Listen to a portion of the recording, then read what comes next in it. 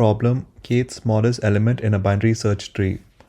So in this problem, you'll be given a root of a tree and an integer value k, and you need to return the kth smallest value.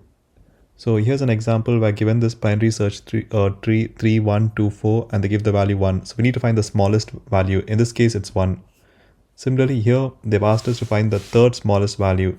So you can see, right, because the binary search tree, everything to the left is smaller in value. So when we traverse it, we'll find that the answer is 3.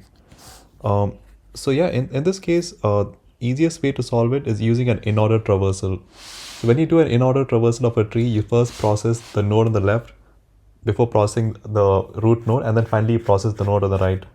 So this problem is categorized as a very common Facebook coding interview question. And yeah, so the way to solve it is we'll do an in-order traversal of a tree, and then we'll have a list to keep adding the values until we reach a point where we reach the value of k. So that way we know that the kth value is the one we need to return. So for that, let's first create a helper method which will be helping us traverse the tree. So it's called private void.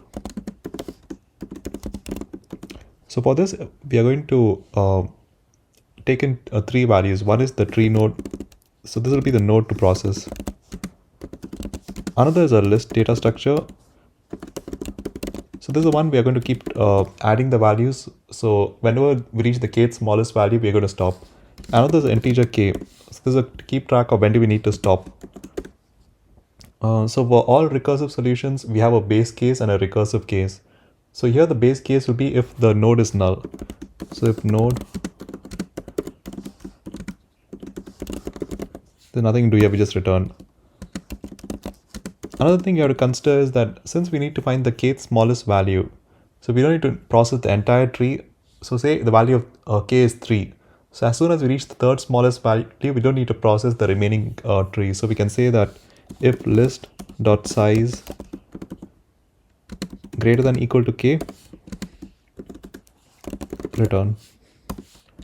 Else finally, the way we are going to do is in-order traversals. So for in-order traversal, we process the left node, then the current node, and finally we go to the right node. So yeah, I'll just add that. So in-order node dot left, and the list is the same one we are going to pass, and the value k. Then we're going to process the current node, which is the current list added to the list.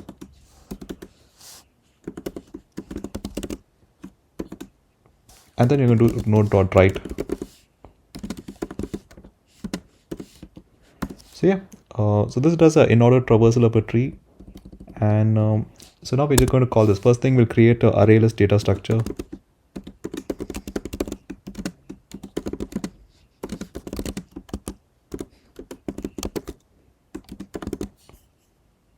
Node dot value, sorry.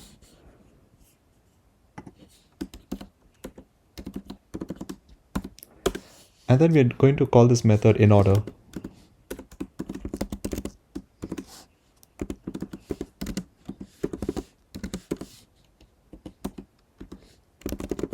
Finally, after we have processed it, we just return the kth value inside the array list. So list.get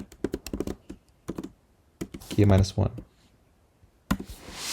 So yeah, to recap the solution, generally problems involving a binary search tree, they can usually be solved through recursion.